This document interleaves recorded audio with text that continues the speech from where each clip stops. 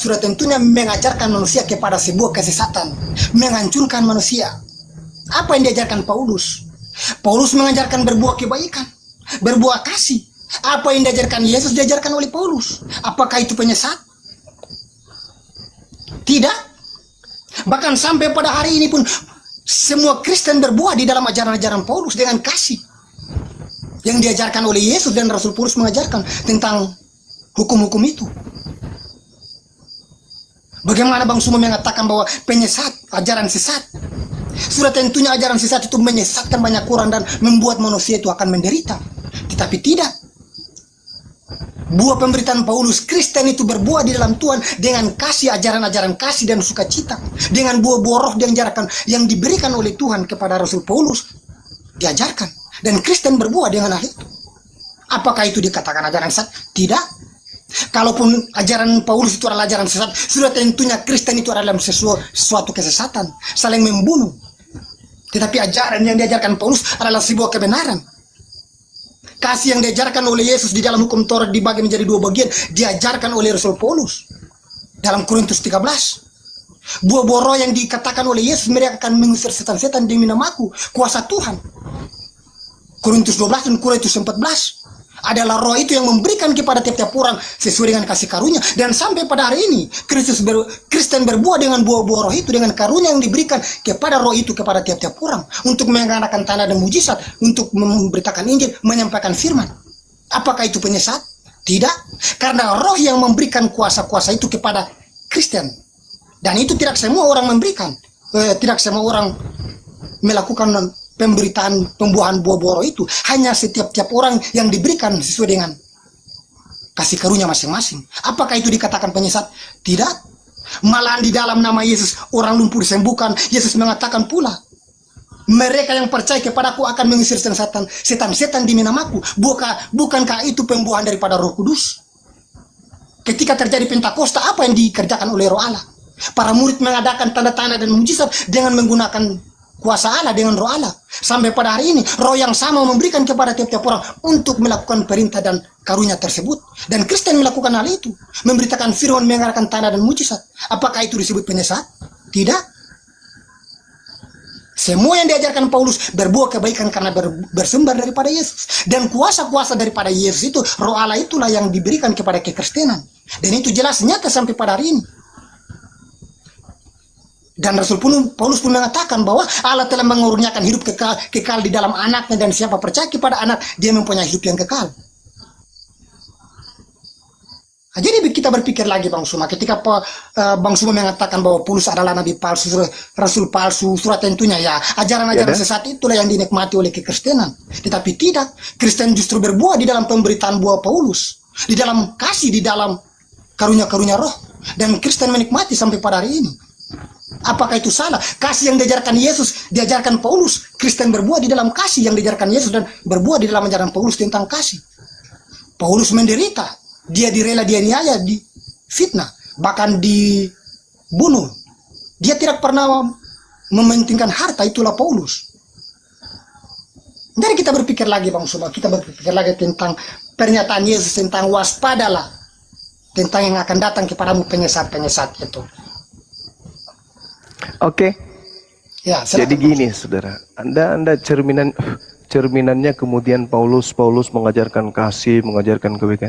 Sama seperti iblis. Iblis juga begitu. Ketika datang kepada Adam, iblis itu wow, indah kali ajarannya. Kamu kalau memakan buah pengetahuan baik dan buruk, kau akan mengetahui, kau akan hidup kekal. Iblis begitu tuh. Tapi apa endingnya? Diusir dari surga. Begitu juga kalian. Paulus bagus, baik. Endingnya, hanyalah daripadaku kalian semua adalah pembuat kejahatan. Itu endingnya tuh. Siapa memanggil Yesus Tuhan? Kristen. Bernubuat, mengusir setan, bermujizat pakai nama siapa? Kristen. Endingnya apa? Diusir kan? Sedangkan ketika Anda ingin menggunakan akal, membandingkan antara ajaran Paulus, Yesus berkata di dalam Matius 5 nomor 19. Karena itu, siapa yang meniadakan salah satu perintah hukum Taurat, sekalipun yang paling kecil, lalu mengajarkan kepada orang lain demikian halnya, maka dia akan menduduki tempat terhina dalam kerajaan langit alias neraka. Paulus mengajarkan menjalankan hukum Taurat enggak? Efesus 2 nomor 15, dengan matinya Yesus, dia telah membatalkan hukum Taurat beserta segala perintah yang ada di dalamnya. Pret. Galatia 2 nomor 16, tidak ada orang yang dapat dibenarkan karena melakukan hukum Taurat. Pret. Nomor 21, jika engkau mengharapkan ada kebenaran dalam hukum Taurat, maka sia-sialah kematian Yesus. Pret. Dan apa kata Yesus? Begitu juga sebaliknya, barang siapa yang melakukan hukum Taurat dan mengajarkan segala perintah-perintah yang ada dalam hukum Taurat, maka dia akan menduduki tempat yang tertinggi di dalam kerajaan surga. Jadi kalau ada orang Kristen mengajarkan orang lain untuk menjadi Kristen, orang itu bukan mengasihi. Orang itu sedang membinasakan orang.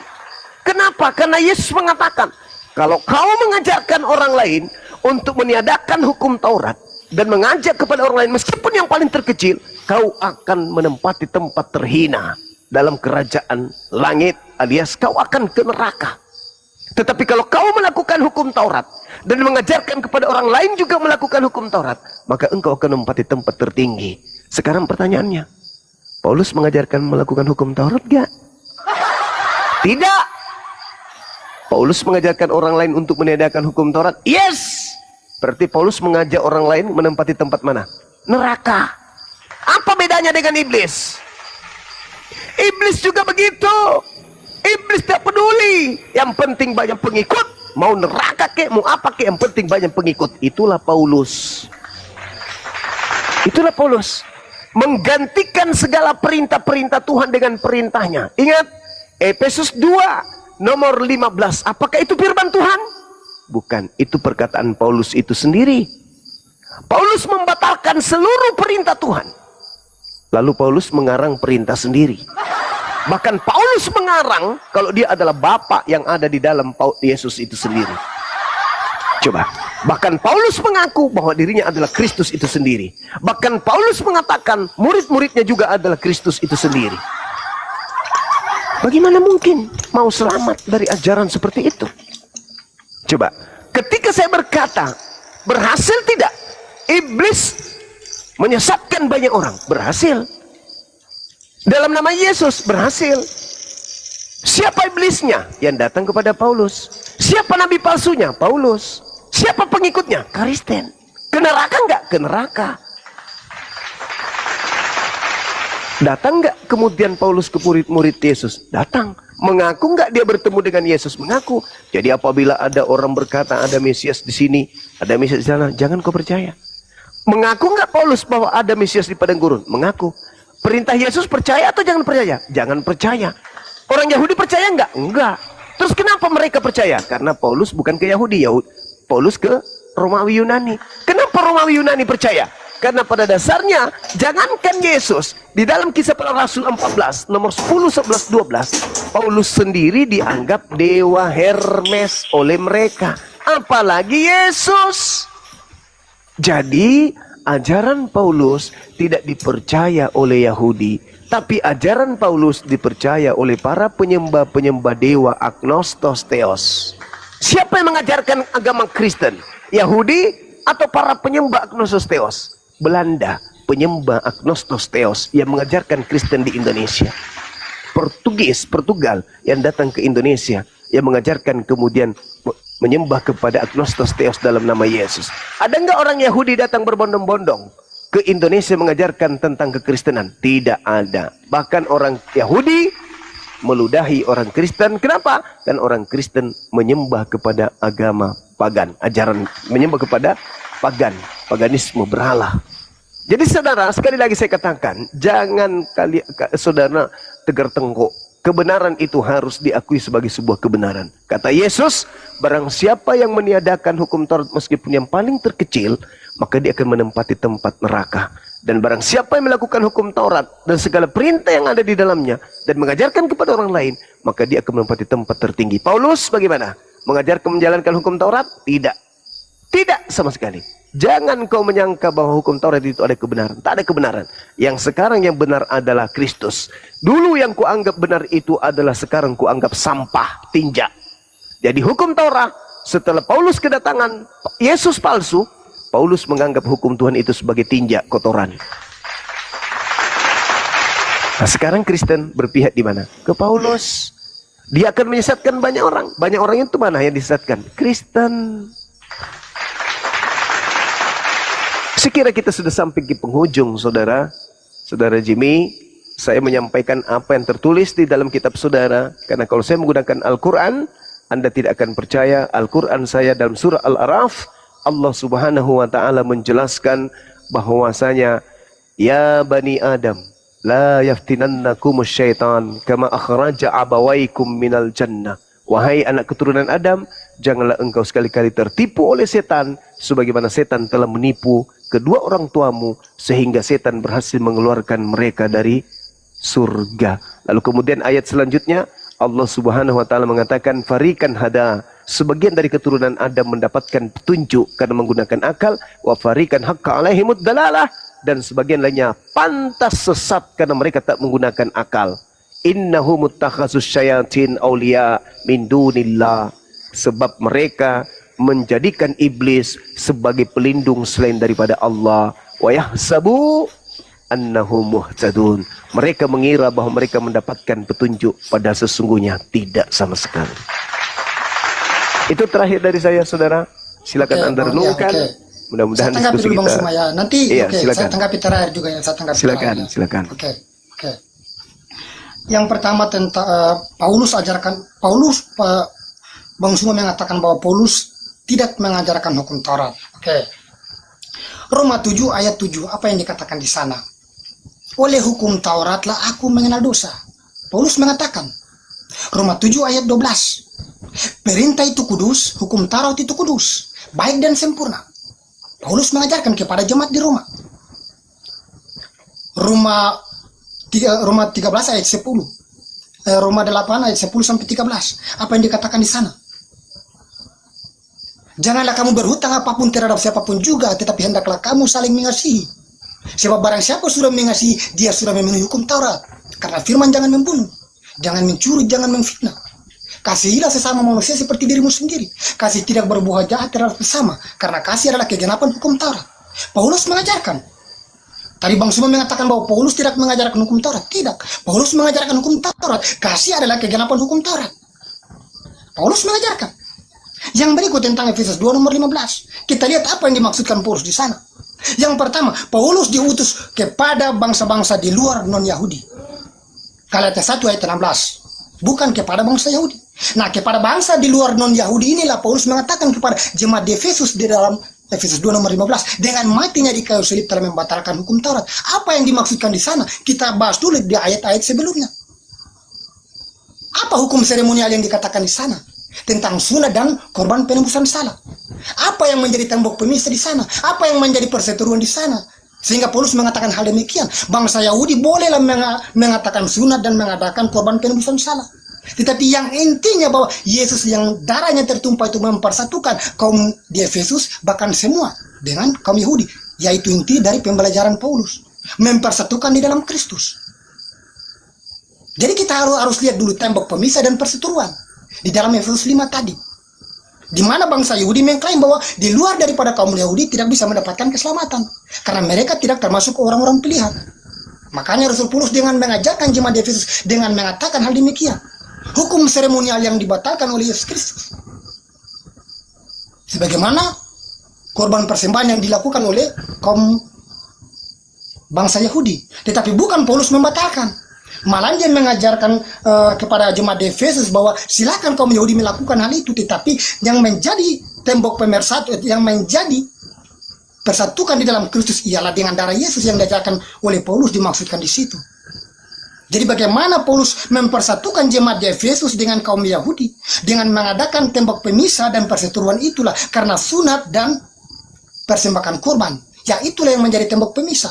Sehingga Paulus mengatakan hal demikian. Dengan matinya di kayu salib yang telah membatalkan hukum-hukum seremonial itu. Dengan segala ketentuannya. Tetapi bukan berarti Paulus melarang kaum Yahudi jangan melakukan. Tidak. Dia hanya memperingatkan kaum di Efesus bahwa itu punya kaum Yahudi. Tetapi kamu dipersatukan dengan mereka dengan jalan percaya kepada Yesus.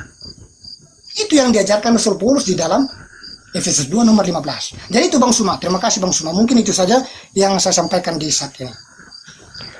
Oke. Terima kasih. Boleh satu pertanyaan, Saudara Jimmy? Sudah final Bang Suma. Nanti lagi. Terima kasih. Oh iya, sorry. Oke. Makasih Bang Suma ya. Terima kasih teman-teman semuanya. Oke. Iya. Jadi teman-teman sekalian, sebelum saya tutup ya.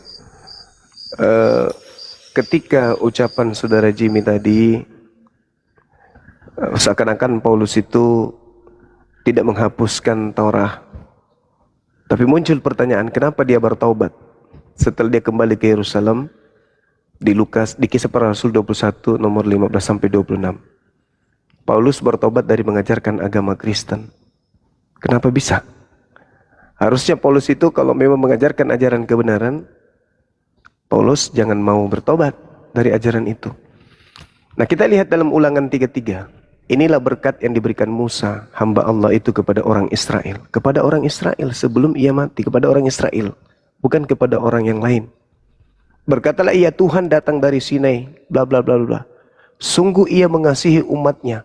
Semua orang yang kudus di tanganmu lah mereka, dan pada kakimu lah mereka tunduk. Nomor 4-nya, Musa telah memerintahkan hukum Taurat kepada kita. Kita siapa? Bani Israel.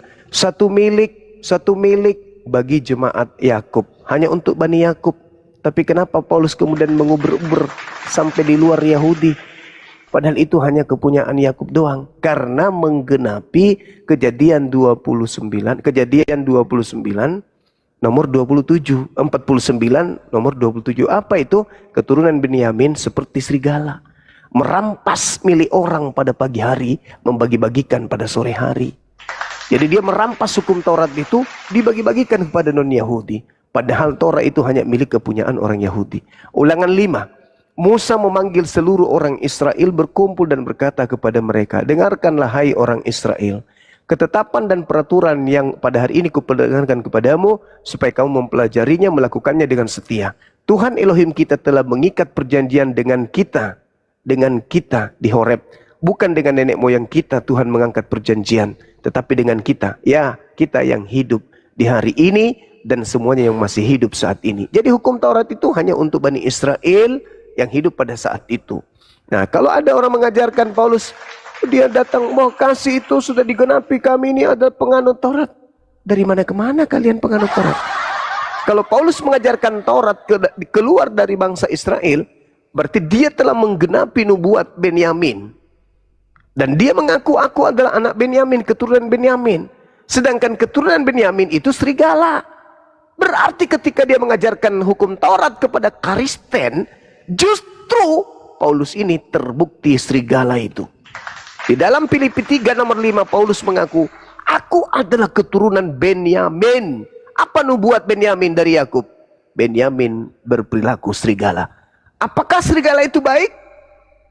Apakah Paulus mengajarkan untuk mengikuti serigala? Tidak, justru Yesus mengatakan, waspadalah kepada serigala yang datang kepadamu menyamar domba. Jadi kalau Anda mengatakan Paulus mengajarkan Taurat kepada non-Yahudi, Kristen mengaku juga penganut Taurat, orang Kristen menjalankan Taurat, itulah bukti bahwa serigala sedang beraksi.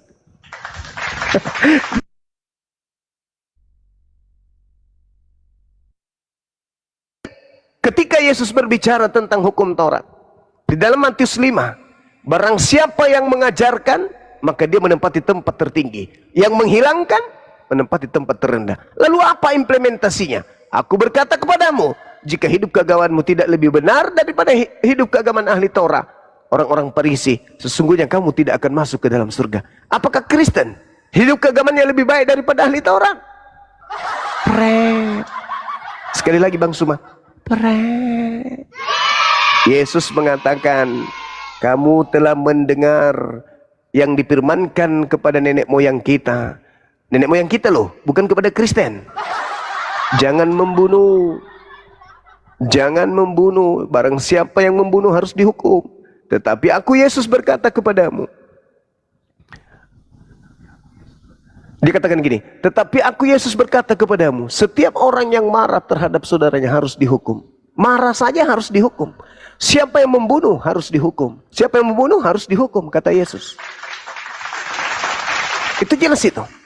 Siapa yang marah kepada saudaranya harus dihukum. Siapa yang berkata kepada saudaranya kafir harus dihadapkan kepada mahkamah agama. Siapa yang berkata jahil harus diserahkan ke dalam neraka yang menyala-nyala. Terus Anda mengatakan bahwa Yesus membatalkan hukum Torah? Tidak. Justru Yesus itu mengatakan harus lebih baik. Harus lebih baik. Sebab itu, jikalau engkau mempersembahkan persembahanmu di atas mezbah. Tuh, Yesus mengatakan persembahan di atas mezbah. Berarti Yesus mengajarkan mempersembahkan binatang.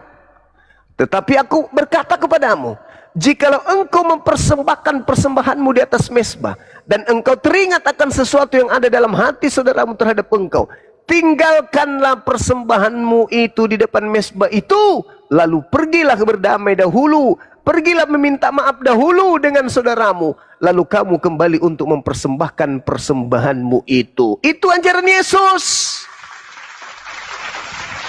Yesus mengajarkan mempersembahkan kurban hewan.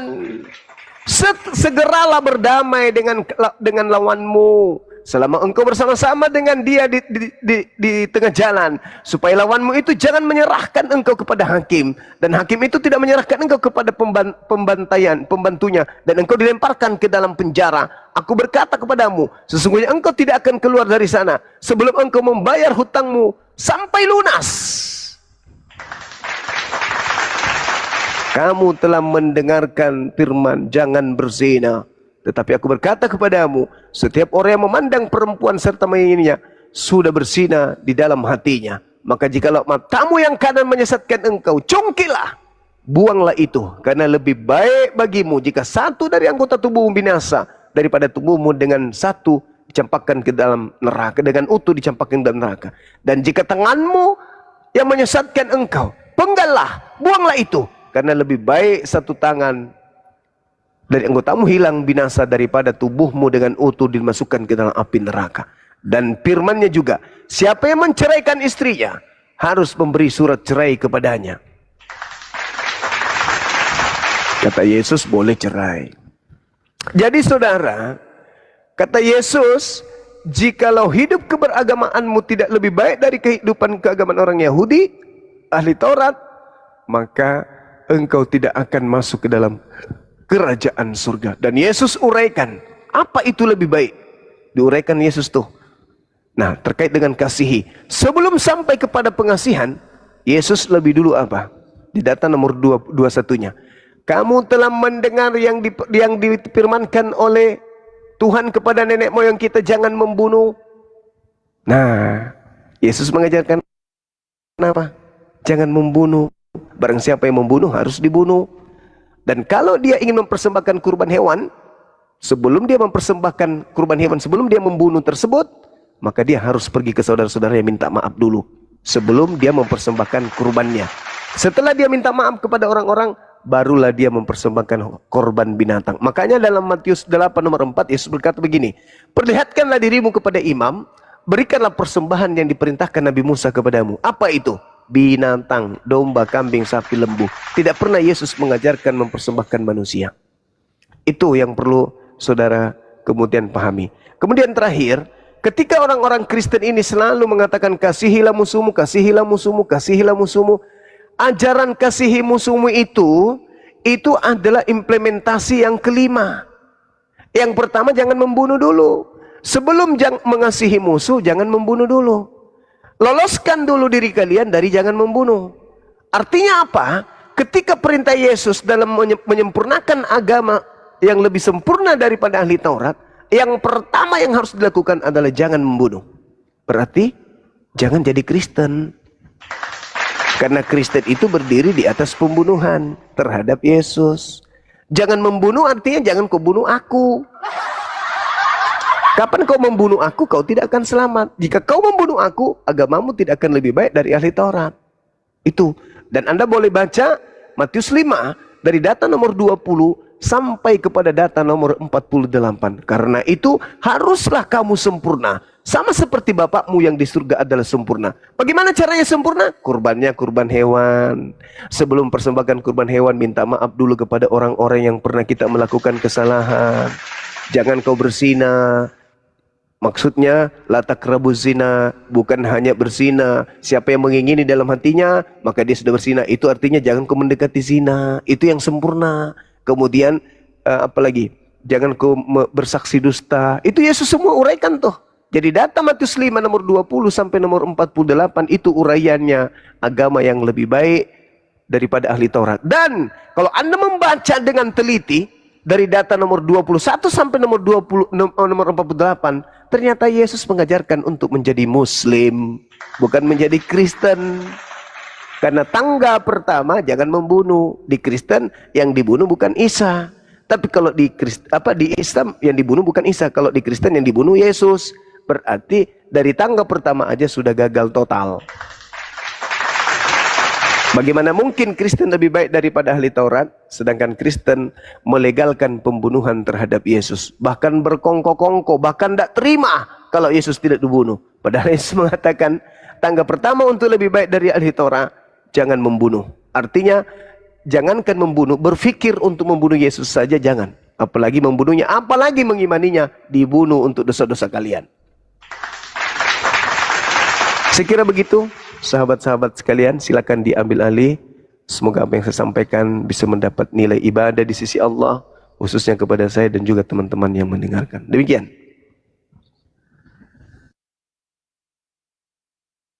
Insyaallah mantap. Oh, dicatat ya teman-teman. Apa yang disampaikan Gurunda dicatat. Marbun, Immanuel, Kristen Marbun, Ya, selamat malam Bu, Kristen. malam. Gimana Bang tadi mau ditanggapi penyampaian Gurunda, Bang Zuma? Mau ditanggapi ya. Jadi kalau dari keterangan Bang Zuma, Kristen itu sesat ya. Dari Bibelmu itu, di Bibel yang dikutip tuh Bibel.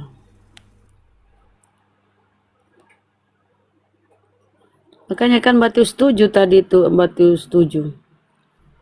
Memanggil Yesus Tuhan, bernubuat demi nama Yesus, mengusir setan demi nama Jelas. Yesus, Jadi gini, akan diusir. saya tanggapi ya.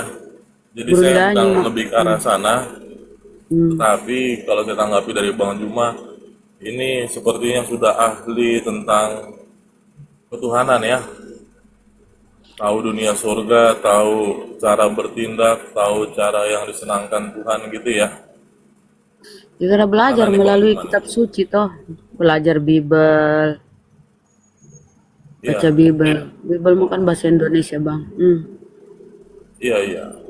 Jadi seakan-akan mengetahui segalanya nih Bang Zuma nih. Jadi izin, ini kegunaan dari apa yang diketahui Bang Zuma apa itu?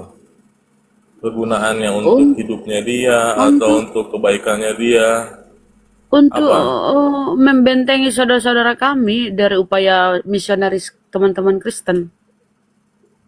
Ingat Iya, ya, untungnya Matius apa? 28. Matius 28 itu yang dipakai para misionaris ya. Pergilah jadikan semua bangsa muridku, baptis bla bla bla. Itu. Ya, Jadi Gurunda hadir untuk menguatkan akidah saudara-saudara kami yang sekiranya masih awam ya, baru nyimak, dan kayak mencerahkan awam ya. pikiran teman-teman Kristen sehingga alhamdulillah banyak yang bersyahadat. Begitu Bang. Iya, Bu. Tapi saya kan menyimpulkan bahwa Bang Zuma ini udah ahli ketuhanan. Nah, tapi sayangnya dia nggak merespon ya, Bang Labunda ya. Kan beliau minum, Nggak. sabar. Oke, minumnya. Iya, gimana? Silakan, Gimana? Guru. Selamat malam Bang Juma. Malam Ya, juga. Siap. setelah saya dengar keterangan Bang Juma, sudah sangat mengerti tentang ketuhanan, tentang Iya. bagaimana cara hidup yang benar. Nah, keuntungan Bang Juma sendiri apa tuh? Keuntungannya menguasai Alkitab, menguasai Al-Quran, apa keuntungannya dan apa efeknya terhadap sesama? Baik. Begitu Bang Juma.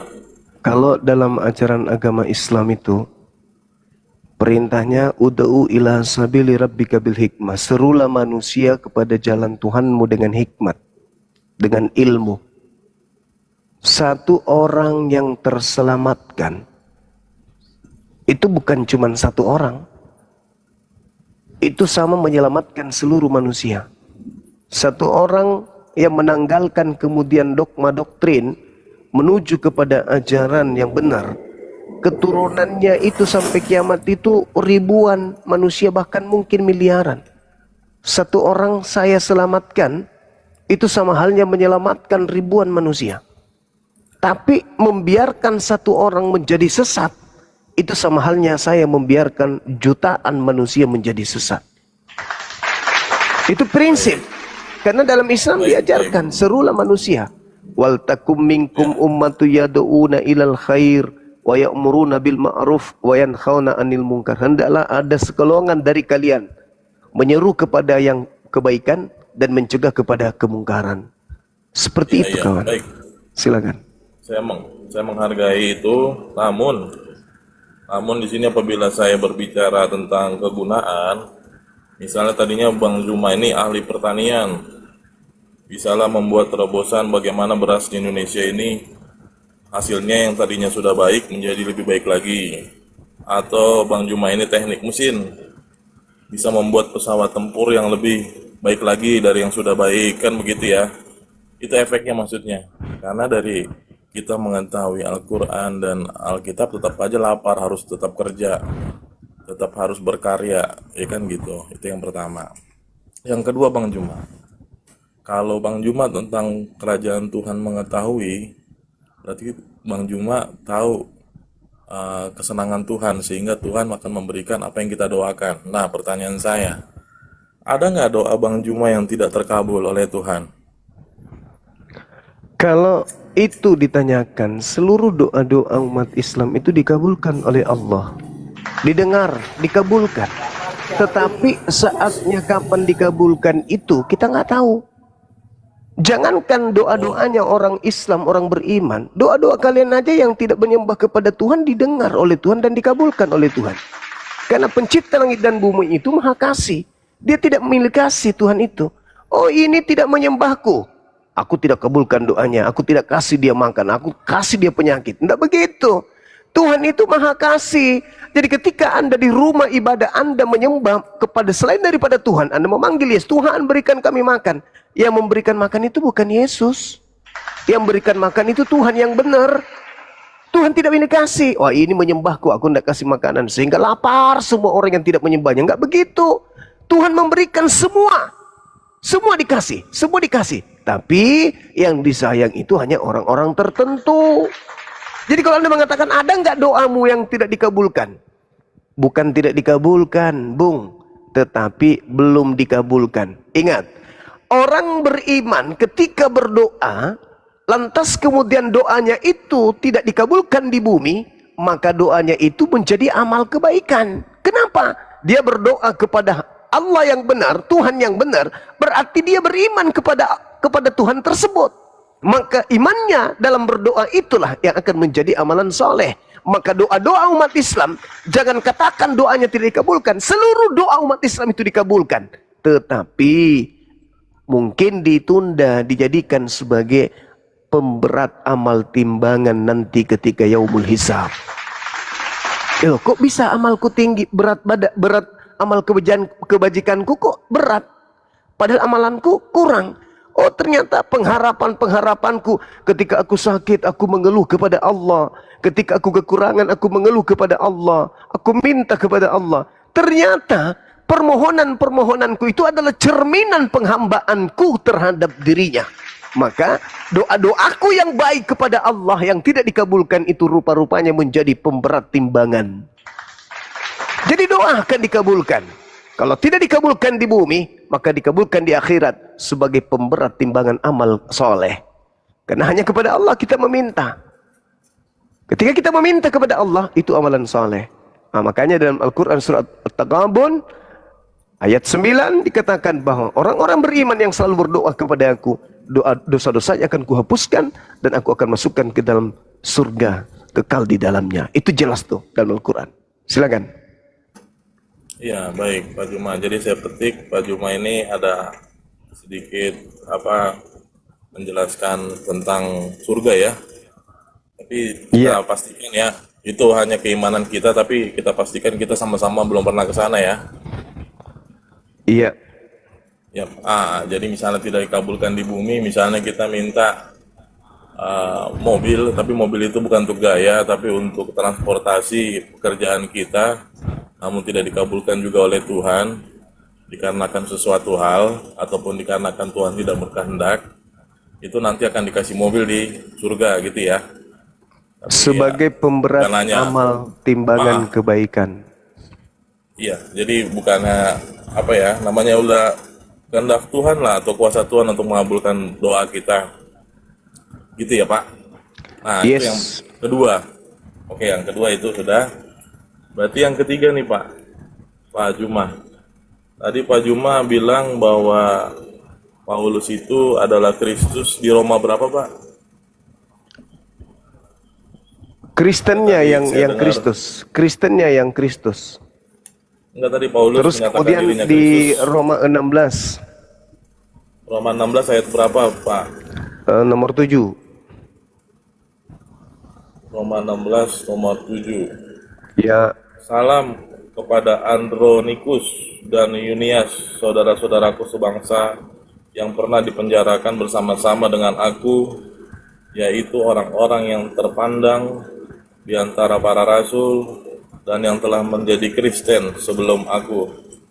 Nah, ini kan tidak ada pengakuan Paulus kepada Paulus tentang dirinya Kristus ya Pak ya.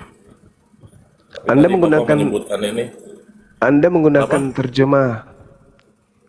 Di dalam bahasa aslinya kata Kristen itu nggak ada. Original teksnya di situ bukan Kristianos, tetapi Kristus. Dengan kata lain, dia mengatakan bahwa Andronikus dan Yunias lebih dulu menjadi Kristus sebelum aku. Berarti aku juga adalah Kristus. Ya, jadi kan yang saya pegang ini adalah Alkitab Pak, karena saya negaranya negara Indonesia. Bangsa-bangsa Indonesia. Ya. Pak Juma, kita sama-sama bangsa Indonesia ya. Iya, tapi bukankah original teksnya bahasa Yunani, Pak? Wah, saya kurang paham Pak, makanya saya kan sekarang tadi mana mau yang bertanya benar sama kira-kira? Bapak. Yang benar bahasa Indonesia atau yang bahasa Yunani? Saya menerimanya yang di Alkitab ini, yang diakui oleh negara Indonesia, Pak. Sekali-sekali kita jadi manusia, belajar jadi manusia. Pertanyaan saya, yang benar yang mana, Pak? Yang bahasa Yunani atau yang bahasa Indonesia? Saya sama sekali nggak pernah belajar bahasa Yunani, Pak. Ya, tapi bahasa Yunaninya sudah Anda tahu bahwa di situ tertulis Kristus, bukan Kristen. Saya nggak tahu bahasa Yunaninya. Nah, sekarang saya sampaikan. Alkitab. Anda kan bertanya sama saya, jadi jawaban saya, saudaraku, Anda ditipu oleh Lembaga Bible Indonesia dengan cara menerjemahkan kata Kristus dengan kata Kristen. Jadi, padahal bahasa Yunani Kristus. Jadi begini Pak Juma, itu yang mau saya terangkan kepada Bapak. Dikarenakan saya kan juga legal ya Pak ya. Legal, jadi apabila Bapak menyatakan hal ini adalah tipuan, hal ini tidak benar, Bapak coba mumpung masih muda, saya hanya menyarankan ya. Ya. Jadi Bapak buatkan buku penerbitnya Juma. Nah, dari buku tersebut Bapak daftarkan hak patennya di Kemenkumham. Itu di AHU. Nanti AHU itu nanti administrasi hukum umum. Nanti Bapak di situ akan mendapatkan hak paten. Ini kita berbicara mengenai keyakinan, Bung. Al-Quran saya sudah menampar kitab. Dengar dulu. Iya. Dengar, Al-Quran saya sudah memberikan legalitas itu. Al-Quran surah Al-Baqarah ayat 79. Fawailul lil ladzina yaktubuna al-kitaba biaydihim tsumma yaquluna hadza min indillah. Bible Kristen itu adalah karangan dari tangan manusia biasa. Ngapain lagi saya harus mengarang buku sementara kitab suci saya sudah mengatakan itu? Nah, apa buktinya? Bukan, Pak Karangan Juma. manusia. Sabar dulu. Apa buktinya? Oke. Itu yang duduk di lembaga Bible itu kan manusia-manusia tuh. Apakah mereka nabi? Apakah mereka itu rasul? Dia manusia biasa. Apa misinya? Untuk mengkristenkan orang yang kemudian mau percaya terhadap karangan mereka. Sekarang orang terpelajar itu, Anda sebagai orang hukum katanya, mana yang Anda katakan benar sebagai asas awal dari sebuah kebenaran? Aslinya atau terjemahannya? Coba. Jangan Anda menipu ilmu yang Anda pelajari di kampus. Coba. Mana yang betul, aslinya atau terjemahannya? Tunggu Bang Juma sebentar ya.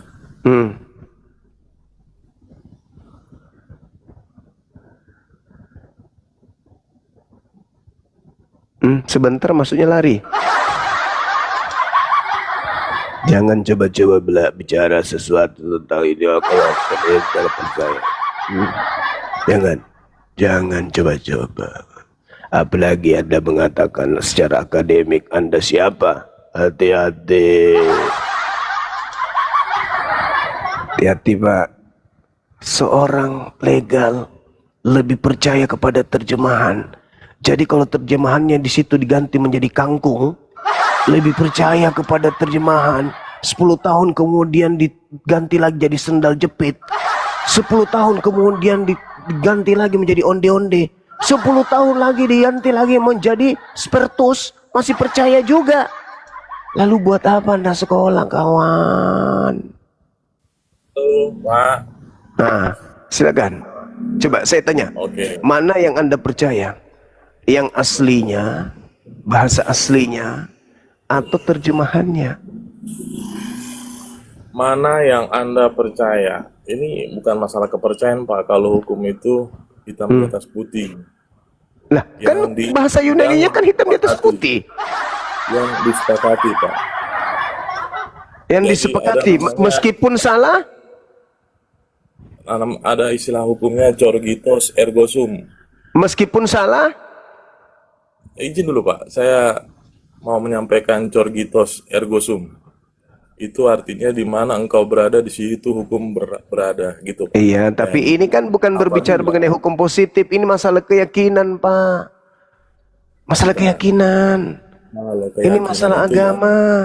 ya, yakin dan tidak yakin Pak. Tapi Lah kalau Bapak sesuatu yang berbicara ini misalnya gini, sesat, misalnya begini, saudara.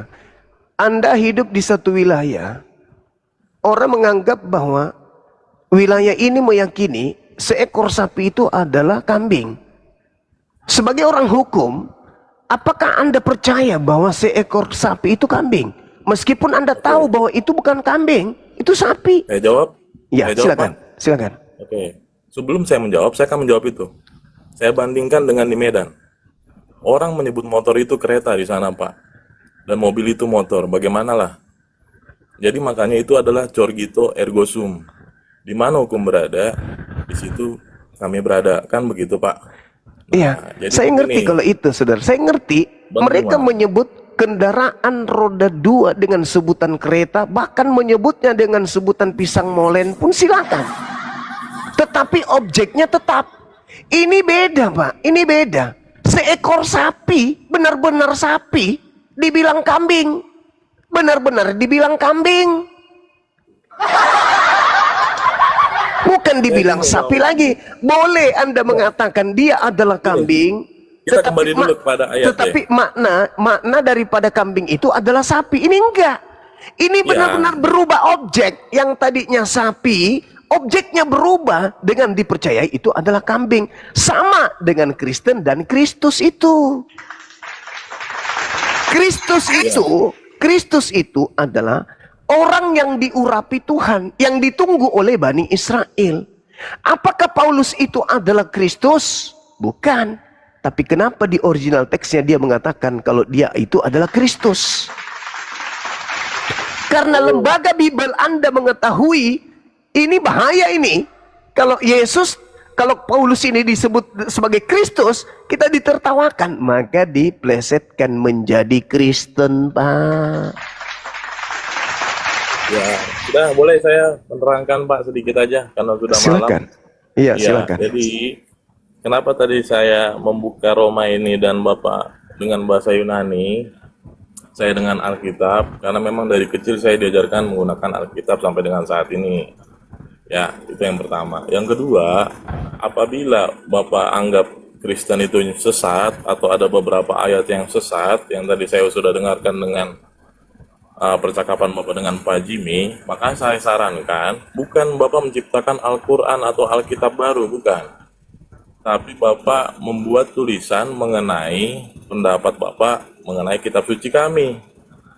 Al-Quran saya sudah membuatnya itu, Bang. Al-Quran Ya, saya sudah mengenai kitab suci membuatnya. kami, pendapat Pak Juma mengenai Al-Quran Alkitab saya sudah menyatakan adalah ilmu itu. sesat. Enggak, yang atas nama Pak Juma, karena Oh, nggak yang boleh. berkata dari Siapa tadi itu ente? Siapa Pak Juma. ente? Yang hanya ke kampus mendapatkan titel Bukan, tidak ngerti hukum. Sorry. agar ini kan banyak yang nonton, Pak. Nah, terus siapa Agar- ente yang ngatur-ngatur? Al-Quran saya sudah Bukan, ini mengatakan saran, bahwa bukan ngatur. Ini saran, bahwa kitab saran, Pak. saudara itu memang salah. Dan saya Iya, buktikan agar- kitab Anda itu salah. Iya, Anda apa orang yang hukum tapi tidak diomongin- ngerti hukum. Lucu itu. Apa yang diomongin Pak Juma Anda ini? orang hukum, tapi kayaknya Anda nggak masuk di ruangan. Anda cuma di kantin. Habis itu bayar dosen biar dapat SKS. Anda nggak ngerti hukum. Kok Bapak langsung tahu begitu sih, Pak? Lah, Anda mengatakan tadi Anda orang legal, tapi cara Anda Iya. berpikir ini Kenapa bukan orang Bapak tahu legal. saya hanya bayar Cara SKS? Anda berpikir ini adalah orang Dosen. penipu. Orang penipu cara Anda berpikir ini. Itu Ya, cara Anda Bapak kan tadi kan menipu itu. menganggap kami penipu, sesat. Kok kami? Inilah kalau Kristen. penyesat. Saya mengatakan kamu, bukan kami. Oh, saya. Iya dong. Saya. Emang saya bicara Oke. dengan siapa? Kamu, jangan kau pakai jurus Paulusmu di sini. Saya orang legal. Pret. Emang kenapa kalau kau orang legal? Maksudnya Iya, apa lu Bapak. bilang dirimu orang legal? Kenapa? Iya, biar Kenapa Pak kalau kau Juma, orang legal? Hah? omongannya Pak Juma bisa dituangkan dalam buku. Saya orang Ya. legal. Terus kalau kau Dan orang legal mendapatkan bebas hak nipu gitu. paten. Karena kau orang legal kau bebas nipu. Kau Bukan. jangan memperbodoh dirimu. Dengarkan saya, dengarkan. Jangan mentang-mentang mutiara itu tidak diberikan kepada babi, Anda menjadi bodoh di sini. Saya katakan kepada saudara, saya pertanggungjawabkan kalimat saya. Ketika Paulus mengatakan di dalam kitab saudara, apa kata dia? Dia mengatakan bahwa dirinya adalah Kristus. Dia tidak mengatakan dirinya sebagai Kristen. Kenapa? Karena di situ bukan Kristen tapi Kristus. Dari mana saya tahu? Ya original teksnya dong. Masa orang Begini, hukum tidak Pak. bisa berbicara seperti itu?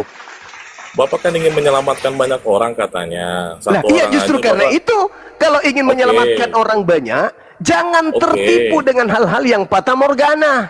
Di situ Ya. jelas-jelas tertulis original teksnya Kristus, kenapa diartikan Kristen? Coba.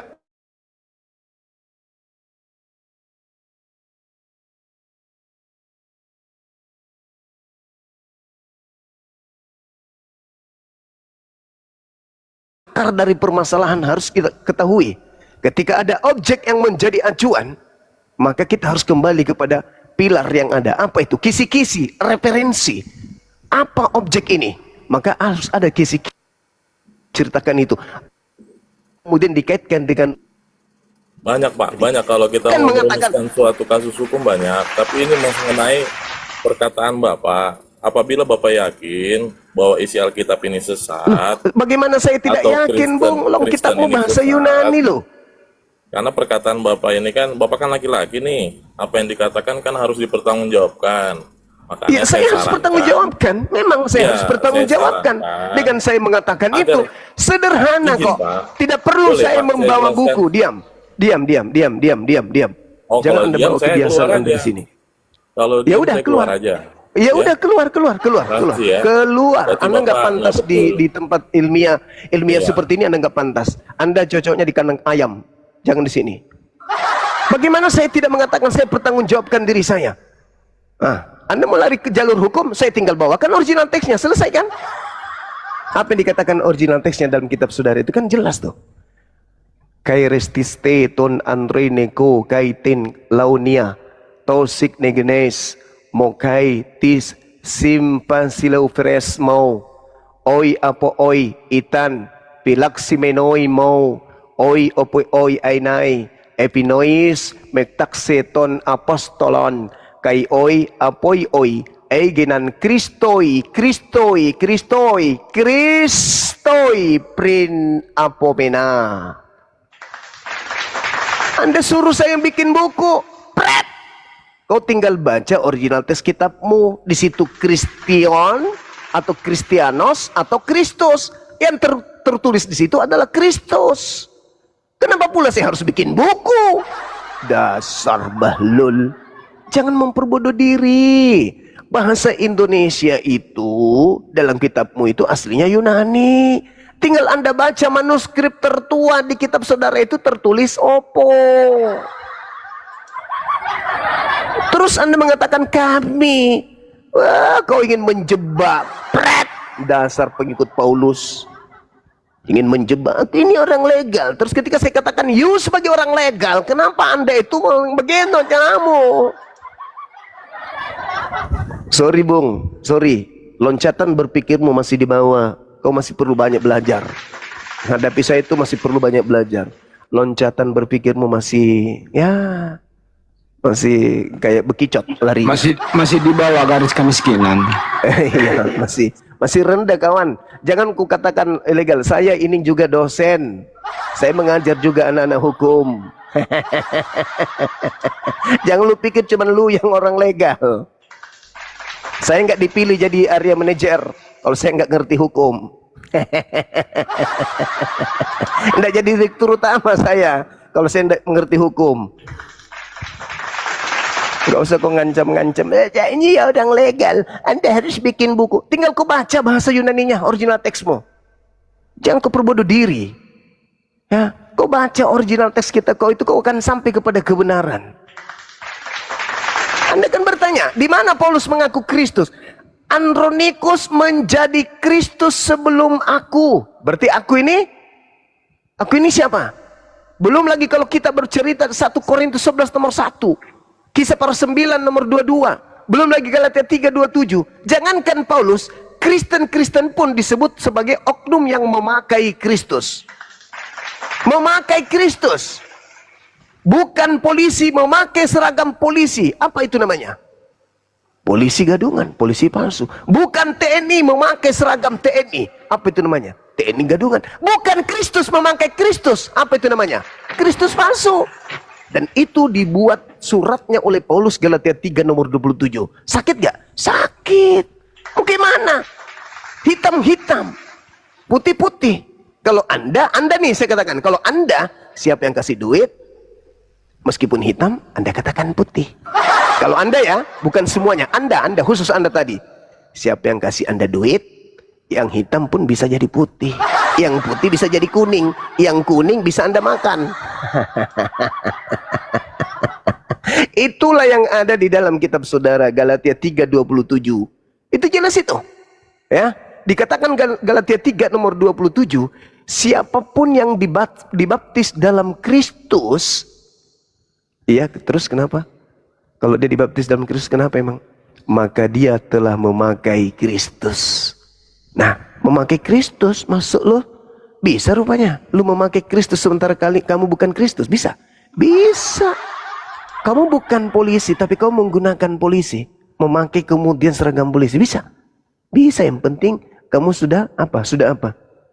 Sudah dibaptis. Kalau begitu kalian semua yang dibaptis adalah Kristus. Betapa banyak Kristus. Nah, berarti tergenapi. Waspadalah kepada penyesat yang datang kepadamu memakai namaku dan berkata, akulah Kristus. Mereka akan menyesatkan banyak orang.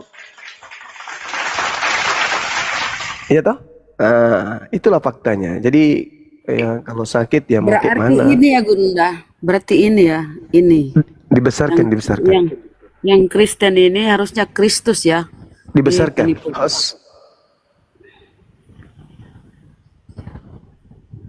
Besarin Ya, Bang Kristen. Dedi. Coba Kristen di situ apa? Coba dibesarkan. Kristus Gurunda. Kristus. Apa itu coba kentaran enggak? Kristus, oh mama Oh lala. Penipu bener ya terjemahan. Inilah mereka kalau tidak mau belajar originalnya itu Kristus ya. Kristus artinya yang diurapi. Jadi Paulus pun Kristus. Nah, di terjemahannya dia taruh Kristen. Oh, mama benar-benar. Hai, hai, coba tekan sekali lagi, Bun. Ini gurunda ini kan. Iya, iya. Iya, mah Kristus. Mazolang generasi. Kristus kan?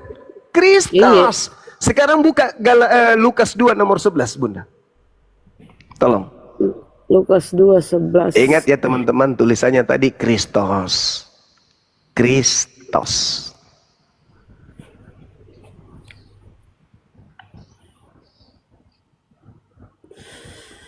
Kenapa pula ini kabur ya? Sabar, Bun. Ini. Ujian. Lukas 2:11. Nah. Jauhkan dulu, habis itu dekatin lagi. Ya, di situ ada kata Kristus, Bunda.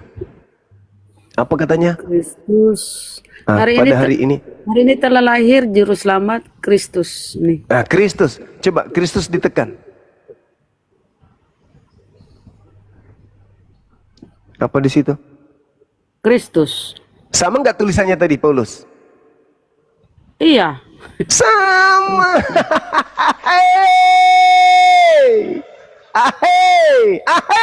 Sama. Sama. Kenapa dia larikan ke Kristen ya? Tanya Lembaga Bible Indonesia. Aduh, sama 5547 Kristus. Kembali tadi, Bun. 5547 kembali. Berapa kemana? tadi tuh? Roma 16. Roma ya? Roma 16:7. Iya, Roma 16:7. Ahai, masolang generasi. 5547.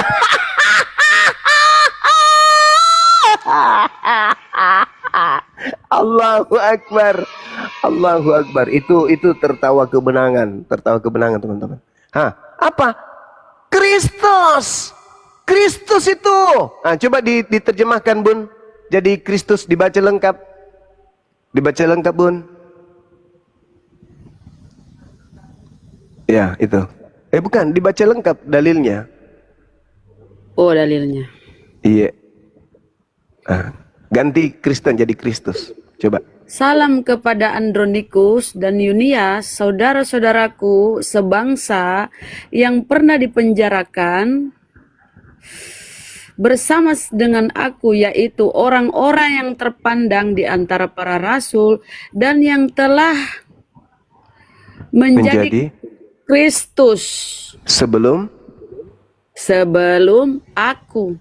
Sebelum aku jadi apa? Jadi Kristus. Lalu jadi Kristen.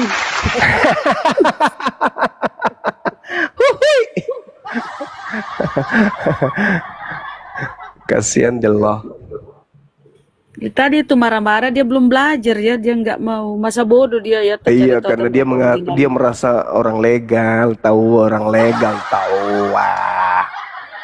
Orang legal tahu benda. Bukan orang legal, dia tuh pakar hukum. Orang legal tahu. Jadi Orang catat pakar ya hukum teman-teman, tahu. pembelajaran gratis, Masya Allah. Lanjut. Kecilkan aku. Tapi lebih parah Pak Martin. Dia akui dirinya tidak berakal. Allahu Akbar.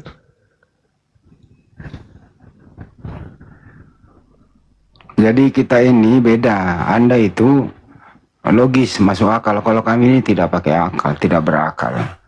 Karena kami hanya memandang dari segi rohani, tidak perlu mikir, kata Pak. Nggak perlu mikir. Udah jelas. Korban hewan katanya digenapi menjadi korban manusia.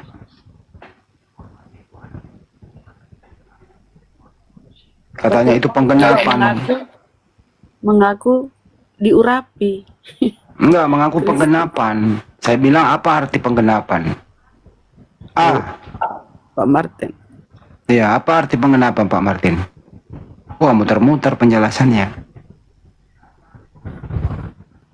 Izin, kita sapa Immanuel. Immanuel. Lanjut dulu ya.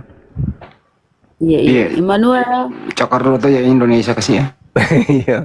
Bikin kopi dulu campur masako. Saya nyimak. Kalau Iya, ada iya. yang agak keras biar kita lembutkan lagi hatinya. Immanuel. Cakaruduk nih. Bingung netizen itu apa itu Jakarudo? Jakarudo atin rono ola baco laci kaulu. Salah ya? Tidur itu Cakaruduk. Immanuel. Sok-sok patin dia ya. Wih. Dia bahaslah ahli hukum, ahli ekonomi. Ya guru ndak ahli akal. Untuk menyehatkan akalmu. Kalau naik Akalmu. di sini nggak usah sok-sok paten lah, mengaku ahli. Lebih baik naik di sini ya diskusi aja. Kalau misalnya keliru minta maaf. Oh maaf Bang Juma, saya belum nyampe ilmu untuk menggali original teksnya. Itu loh. Ternyata di situ Kristen 5547 setelah diklik Yunaninya Kristos. Iya benar sama tadi ya, Kristos ya. Iya, Kristus. Jadi memang Paulus menyamakan dirinya Yesus. Ada dua tadi Pak Martin juga tuh Bunda. Bunda Rama masih dengar kan awal-awal itu bahwa ada dua Yesus. Satu Yesus jahat, satu Yesus baik. Yang disalib adalah Yesus baik, Yesus jahat diselamatkan. Kebalik-balik Pak Martin. Terus saya gali itu gitu loh, kemana-mana penjelasannya. Sebagaimana perintah Tuhan, kan dilarang membunuh orang yang tidak bersalah. Artinya sebagaimana kehendak Tuhan, ya Kristus yang baik ini tidak boleh. Kristus yang jahat inilah yang disalib, sebagaimana diterangkan di Ulangan juga bahwa Elohim mengutuk itu orang yang jahat. Tapi kata Pak Martin, ya itu kalau pakai akal. Kita ini kan memandang dari segi rohani. Akal lagi dimatikan di sana. Gitu loh. Bunda Rama kan ngikutin tadi kan dari awal itu. Iya kan saya diskusi dia bilang nggak bisa pakai akal Bun. Jadi aku bilang oh jadi untuk jadi Kristen seperti Anda harus gila dulu ya. Terus Banyuma masuk bahwa Yeskiel itu kan. Yeskiel berapa sih tadi lupa itu bahwa orang apa sih orang fasik dipakai tebusan bagi orang benar. Gitu dan sebaliknya gitu. Amsal itu Bang Andi. Ya Amsal sorry Amsal. Amsal 21 nomor Ya Amsal. Ya 21:18.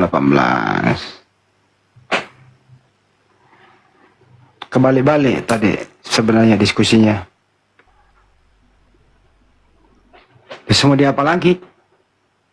Kalau aku kemarin ketemu Oten malah dibaliknya itu Amsal. Jadi orang baik yang gantikan orang fasik. Dibaliknya nggak mau dia ikut Ya, kayak- yang tertulis. Ya kayak apa ya, Pak Martin lah tadi. Orang baik yang harus diselesaikan untuk penebusan dosa. Orang jahat dilepaskan. Gitu. Iya sama. Karena Ini nggak boleh. sungsang juga. Karena nggak boleh pakai akal, harus ditinjau dari segi rohani saja. Gitu. Tapi saya bilang sama Pak Martin tadi bahwa kami ini nggak mau menodai apa kepercayaan Anda gitu loh. Bawa lagi istilah-istilah iman ya, dikejar sama Banyuma. Istilah iman itu nggak ada. Dari Anda itu dari Islam, kalau iman serba salah Ini di memang. sini, ini di sini jujur ya, penerjemah jujur ya, udah kasih Kristusnya 5547, udah kasih Kristus, udah jujur. Tapi dia tambah kalimatnya menjadi pengikut, dia tambah menjadi pengikut, dia tambah, ya kan? Nah, padahal di sini ya cuman satu, di original teksnya cuman ini 5547 nih originalnya, Kristus. cuma ini originalnya ini. Tapi dia tambah beberapa kata di depannya. Padahal kalau dibaca yang sebenarnya ya, seperti aku juga Kristus. Jadi Paulus mengaku dirinya pun Kristus nih. Aku juga di sini kan. Nah ini ditambah ini menjadi pengikut, yang ditambah ini menjadi pengikut. Berbeda Padahal ini makna. nggak ada ini. Berbeda makna sudah itu Bunda. Kalau Iya. pengikut Kristus dan menjadi Kristus beda makna jauh. Tapi mereka nggak mau belajar. Kalau versi King Imannya James, doang. kalau versi King Jamesnya itu Bunda, Paulus berkata, turutilah aku seperti aku, tirulah aku seperti aku meniru Kristus. Iya, ini kan ditambah ini. Padahal originalnya cuman ini loh, ini cuma Kristus ini nih, teng originalnya ya nih. King James-nya juga salah. Padahal sebenarnya menjadi bukan meniru. Iya, iya. Tapi kalau Originalnya meniru ini cuma kita luruskan juga Bang Andi, kan meniru artinya satu barang kita tiru kan menjadi sama kan? Kalau Iya kan? meniru itu berarti ada yang asli, ada yang tiruan. Nah, kalau menjadi kualitasnya lagi yang kita uji di situ kan? Iya. Kalau menjadi dia kalau menjadi berarti sama. Iya. Gitu. Jadi udah ini saya guru bahasa Indonesia loh ya. Jadi meniru itu ada asli, ada tiruan. Kalau menjadi benar-benar sama, dia menjadi seperti yang dimaksud gitu. Jadi ini perbedaan bahasa ini harus memang diajarin tuh kata per kata. Nah, Jadi memang bunyi saya sebenarnya ini, bunyi perlu buka sebenarnya. ini Bandara. Kita buka kelas bahasa Indonesia dulu deh. Jadi bunyi sebenarnya ini Bang, Daeng. Aku juga Kristus. Ya, kalau kita ini, jadi dia mengaku Kristus seperti aku juga Kristus. Kata Paulus dia pun Kristus ya. Tapi penerjemah tidak mau menyamakan Yesus dengan Paulus kan. Takutnya dua-dua dituhankan kan, maka dia tambahi menjadi pengikut. Ini nggak ada di originalnya ini tambahan ini. Pengikut nggak ada. 554. Pengikut nggak ada. Menjadi pengikut nggak ada, menjadi pengikut Nggak ada. cuman Kristus doang. Itu originalnya kita lihat ya. Bahasa Yunani-nya pengikut apa sih? Nih, cuma ini Kristus originalnya. Memang ya mereka apa ya? Katanya tadi itu si Sok Paten tinggal di Indonesia, jadi ya yang dia mau dipelajari cuma Bible terjemahan bahasa Indonesia. Padahal kebenaran itu harus berlandaskan original kan? Ada nggak kata matetes itu Bunda? Bahasa Yunani pengikut kan matetes. Ada nggak bahasa Yunaninya matetes di situ? Matetes. Itu pengikut itu bahasa Yunaninya adalah matetes. Enggak ada, cuman Kristus di situ, Daeng, Bang. Nggak ada menjadi matetes, nggak ada ya? Berarti kita sudah kursus bahasa Yunani, nggak ada matetes, nggak ada. Nggak ada ya? Jadi ini tanda batas ya. Ini. Cuman satu kata, Kristus. Kenapa di sini jadi 3? Ini kan jadi 3 di sini ya. Jadi 3 nih. Ini kan garis batasnya ya, batasnya nih garisnya tadi, nih batasnya. Cuman satu nih originalnya Kristus 5547. Kenapa ada menjadi pengikut nih? 2 kata ditambah menjadi pengikut. Kita di sini ya. Kristus cuma itu doang nih. Mestinya di situ ada kalau 2 kata pengikut Kristus, mestinya di situ ada matetes Kristo. Matetes. Ya. Pandai kali bahasa Yunani Bang Handi. Ya kan di Patetes. sini ada kamus, Bunda. Nggak pandai ada kamus. Kita kan perlu kamus.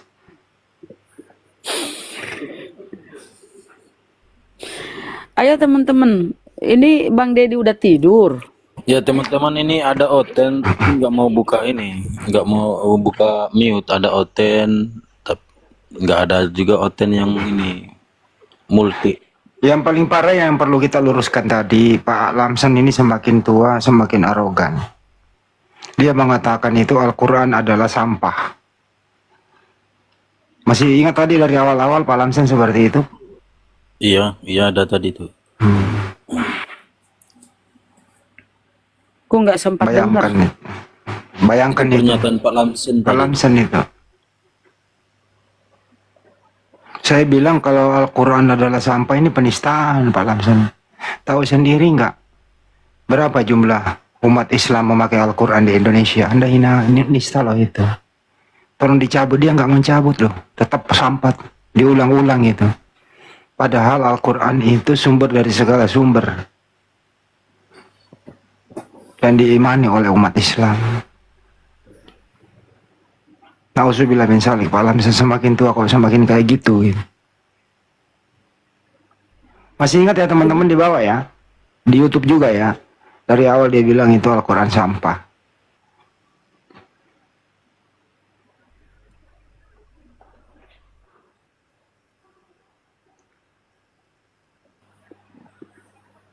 Jadi teman-teman di Komal Bang Dedi ini ya, moderatornya, kalau ada Kristen dan tidak ngomong begini, diturunin aja. Tadi malam, Bang Jibril itu di grup, ya, menyampaikan bahwa di Komal Bang Dedi ada Kristen terus nyanyi rohani. Kemudian aku lihat, oh memang si Oten ya, putar lagu-lagu Yesus ini. Nggak ada, moderator pada tidur, host tidur, Bang Kores pun tidur di atas. Aku chat di bawah, wah memang maling mengambil kesempatan. Bagaimana kita mau ikut agamamu yang kau tawarkan Tuhanmu mati terkutuk? Mungkin dia tersinggung, baru dia turun. Jadi ini Immanuel diturunkan aja, Bang moderator, turunkan Immanuel. Saya nggak moderator, dari tadi minta nggak dikasih. Bang itu, Bang Charlie, Turunin aja Bang. Siapa Bang Bun? itu Immanuel itu turun, Oten. Jangan sampai sebentar ketiduran, masih dia bangun, dia putar lagi lagu-lagu ini. Dan ada pengumuman teman-teman buat semuanya ya. Untuk masih ingat ini bahwa insya Allah tanggal 25 Desember mendatang, kurang lebih jamnya jam 19.30 di Komal Apologet Islam Indonesia Pusat akan diadakan ya pagelaran atau statement-statement mengenai peringatan Hari Mualaf Sedunia.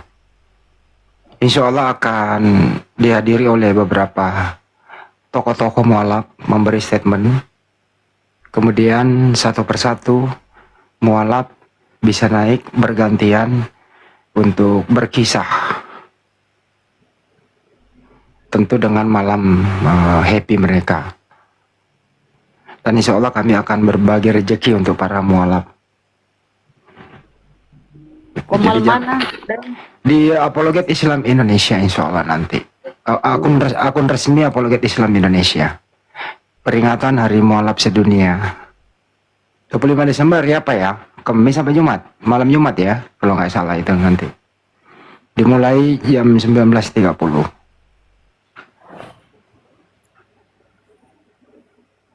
Jadi jangan lupa teman-teman ya. Ikut meramaikan. Insya Allah kalau ada waktu teman-teman boleh naik. Silih berganti, beri waktu 2 menit untuk statement. Siapapun boleh naik. Setelah mualafnya mungkin teman-teman yang lain berbagi mengucapkan silakan. Jadi no debat, khusus memberi kesempatan kepada para mualaf untuk berstatement, berkisah, boleh tanya jawab. Apa yang Anda rasakan sebelum dan sesudah? Kira-kira begitu.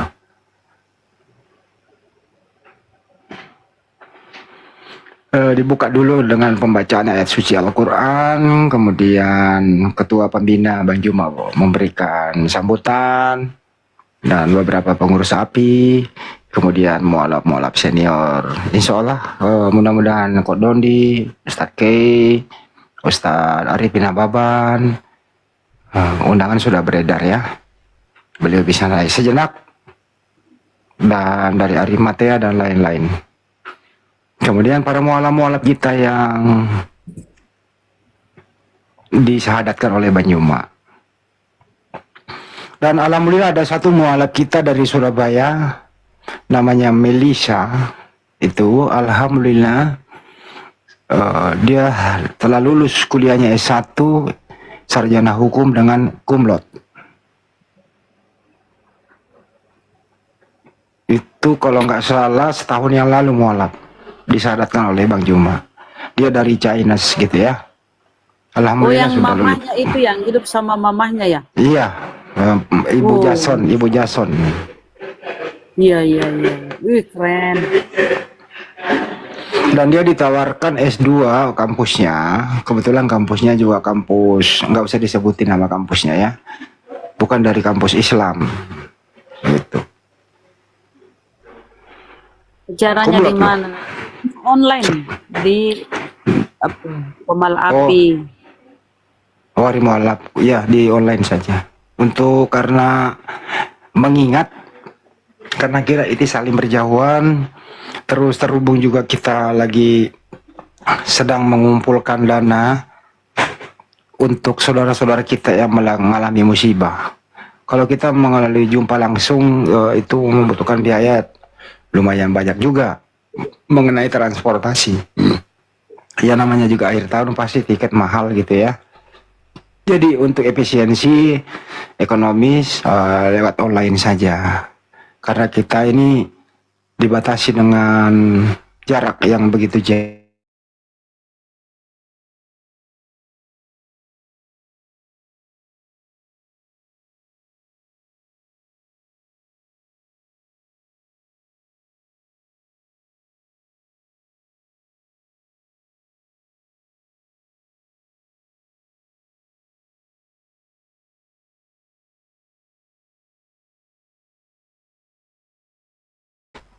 Sukabumi. Sukabumi, Bandung ya? Jawa Barat ya.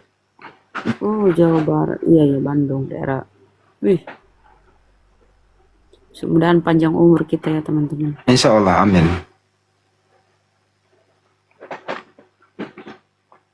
Jadi tadi saya beberapa hari ini sama Pak Ketua ya, sama Akang di kantor itu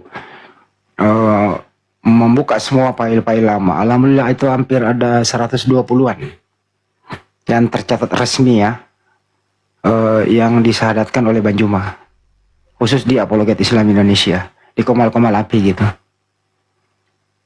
Arsipnya ada kurang lebih 120-an.